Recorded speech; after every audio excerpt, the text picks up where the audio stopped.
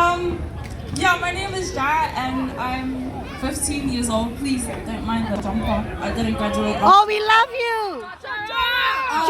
Jumper! This is actually my first poem I've ever written, and it talks about a lot of stuff. And I don't want anyone to take offense to it because this is just my perspective on situations I've been through. Go, girl, go! And yeah. My poem is 2 in 1, and it goes: Lost in the jungle I've created in my head. Lost in the maze I've built in my brain. Lost piecing together the puzzle that makes up my heart. My name, Sarah, Princess. Wow. My name, Jara, the Lord will provide. Princess, the Lord will provide. I feel as though I've been torn in two. I have a definition to my name with no meaning of who I am. Aww. 2 words in one name, 2 names in one person. My whole existence revolves around 2 worlds with 1 me. The amount of melanin in my skin, the island I descend from, who I am, was and still is questioned. Whether I'm white or brown, whether I'm rich or poor, whether I am who I say I am or an imposter of another culture. I am a descendant from the beautiful island of Samoa. My ancestry tracing back to the villages of Luffy on my mother's side, and on my father's side, Lalomalava and Kalesela Utah. Although my lips are reluctant to speak the languages of my people, my ears are no stranger. My Pacifica blood flows through me, the river, back to my homeland. Through the way I speak, through the way I lead, through the way... As time grew old, I'd stop myself and I wonder, why do I sit in the gap of my world and theirs? I alter who I am, just a little, to understand who they are, what they like, and where they come from. Yet, when it is their turn to repay the favor, they refuse to show interest in who I am, but will showcase my culture, our culture, as if it were their own. Too brown to kick it with the white kids, and too white to kick it with the brown kids. Too nerdy to hang out with the cool kids, but too nerdy to hang out with the cool kids. Oh, too nerdy to hang out with the cool kids? Sorry. Too ugly for the pretty boys, but too pretty for the ugly boys. Too much of this to be that, too much of that to be this. How could you ever understand our struggle?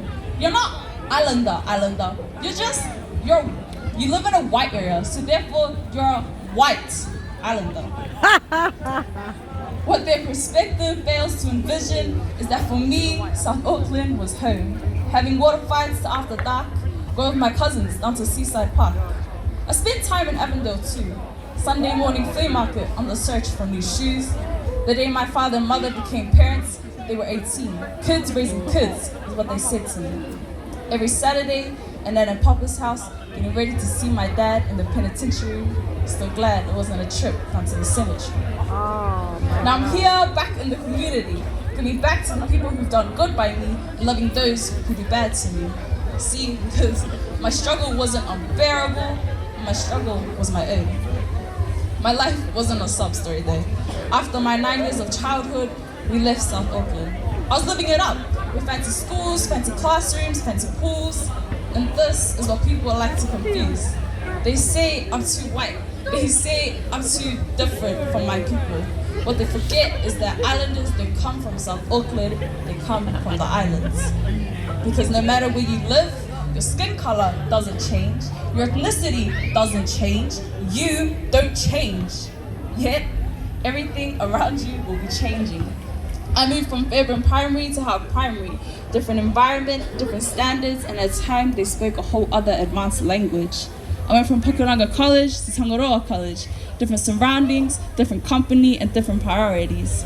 The difference always troubled me, and I found myself asking, why is the advantage always given to the kids with the lighter skin tone, the most money, and the fanciest cars? Why do they get a head start in life? Why before the race even begins, we are getting pushed further and further from the starting line? Charles Darwin. Because of this man, our people endure the stereotypes of coconut bonga, big fat, intimidating, freeloading hories. But why? The media will exploit our mistakes. exploit our COVID cases, exploit a simple misunderstanding just to fit us into their definition of what Muldoon would call big, scary islanders. Everybody is capable of committing a crime, so why are the brown people always doing the time? Woohoo! Maybe it's just like the Dawn raids. Remember when a third of the overstayers were brown, yet they were the first blamed?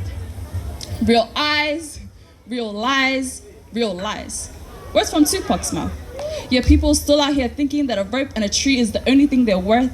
They use their skin color as an excuse for their laziness and failure. Now, if your eyes were real enough to realize those big, fat, real lies, you would know that you will never change their perspectives if you're living up to their standards. I'm sick and tired of hearing our people beat themselves up. Did the government not do that enough? You want success, you need to earn it. You want a good career, you need to earn it. See, but even though I understand all that, one question still floats around in my mind, holding me day by day. Will I succeed? No, it's a matter of when will I succeed? Because with my Bible as my compass, Jesus as my map, and God as my Father, I promise you success.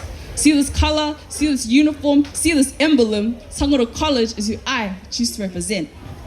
3 buses separate me from school, and every morning it's like a trip to and through a new universe. No, I didn't grow up in Dawson, and no, I don't live in South Auckland, but the struggle is real. See those kids living in the struggle. See my family who go through struggles. See my parents who try their best to take me out of the struggle. My success is for them. Remember this name, Sarah Jaira Louie. Because no matter your thoughts, opinions, and perspectives on my identity, no matter where you think I am, where you think I come from, who you think I am, and where you think I represent, I'll stay true to me. Why? Because no matter where I come from, they always say I'm the best of both worlds, and they're absolutely right.